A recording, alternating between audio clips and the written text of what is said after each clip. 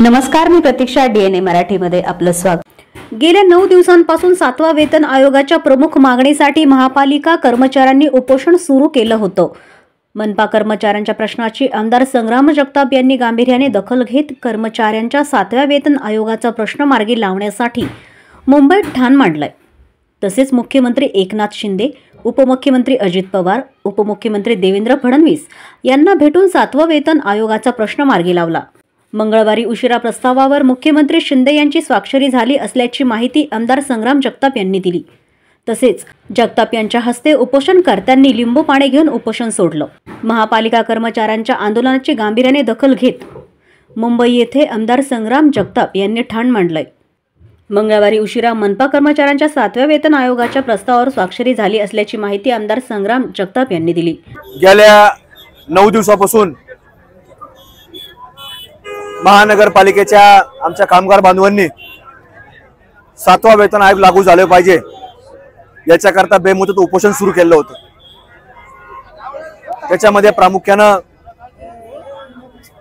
बाबासाहेबजी मुदगल असतील, जितूभाऊ सारसर असतील, राशीनकरजी असतील, या तिघही मान्यवरांनी सर्व हजारो कामगारांच्या वतीनं 3 लोकांनी प्रातिनिधिक स्वरूपामध्ये उपोषणाला या ठिकाणी बसलेले होते.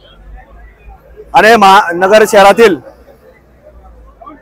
विविध राजकीय पक्ष असतील, सामाजिक संघटना असतील, कामगार संघटना असतील, या सगळ्याच लोकांनी 7वा वेतन आयोग लागू झाला पाहिजे अशी मागणी प्रामुख्याने आणि तीव्रतेने केलेली होती.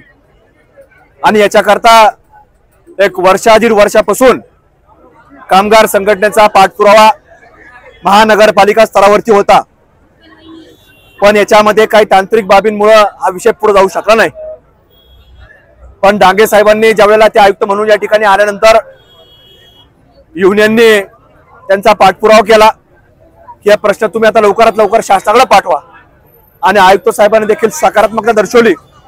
तिथेही मंत्रालयामध्ये मागच्या उपोषण सुरू होण्याच्या अगोदर अनेक वेळा जाऊन आले, उपोषण सुरू झाल्यानंतर देखील जाऊन आले. आणि तिथं तो प्रस्ताव हा मुख्यमंत्री महोदयांपर्यंत पुढे पाठवण्यात आला. आणि आज त्याला आम्ही सकाळच्याच वेळेला मुंबई या ठिकाणी रवाना झालो आणि मुख्यमंत्री महोदयांची त्याला आज सकाळीच आपल्याला त्यांची सही झाली आणि त्याला मान्यता देखील मिळालेली आहे. आणि म्हणून त्यांचं उपोषण सोडण्याकरता आम्ही ताबडतोब तिथून निघालो आणि संध्याकाळी इथं आलो. आणि यांचा आज आमचे सर्व कामगार बांधवांना विनंती केली, आता तुमचा प्रश्न मार्गी लागा, तुम्ही उपोषण सोडवलं पाहिजे. आणि त्यांनी देखील करता आज उपोषण सोडलेलं आहे. पण खरं तर हा प्रश्न सर्वसामान्य कामगार बांधवांचा होता की ज्यांनी कोविडच्या काळामध्ये कचरा उचलण्याचं काम केलं, कोविडच्या काळामध्ये लाईट लावण्याचं काम केलं, कोविडच्या काळामध्ये पाणी सोडण्याचं काम केलं, कोविडच्या काळामध्ये पडल ते काम केलं, वैद्यकीय सेवा पुरवण्याचं काम केलं, घर टू घर संरक्षण केलं. त्याच्यानंतर जिथं परिसर क्वारंटाईन असेल तो परिसरामध्ये थांबणं, ड्युट्या करणं, फवारण्या करणं, असे वेगवेगळे प्रश्न या सर्व कामगार बांधवांनी सोडण्याचं काम ते कोविडच्या काळामध्ये देखील केलंय, संकटकालीन परिस्थितीमध्ये देखील केलंय. आज देखील पाऊस आला तरी हे लोक रस्त्यावरती असतात, कुठलाही प्रश्न उपस्थित आता रस्त्यावरती असतात. पण यांच्याकरता हा प्रयत्न करणं हा सर्वांचं प्रथम कर्तव्य होतं. आणि ती भूमिका कामगार युनियनपासून आमच्यासारख्या कार्यकर्त्यांनी देखील बजावली आहे. आणि म्हणून मुख्यमंत्री महोदयांनी देखील याच्यामध्ये सकारात्मकता दर्शवली आहे. म्हणून हा सगळा प्रश्न पुढे जात असताना आज खरं तर हा कामगारांच्या संघटनेचा विजय आहे, कामगारांच्या एकजुटीचा विजय आहे. आणि हा प्रश्न सर्वसामान्य कामगारांचा आज मार्गी लागला, त्यामुळे निश्चित प्रत्येकाने आनंद व्यक्त केला आहे.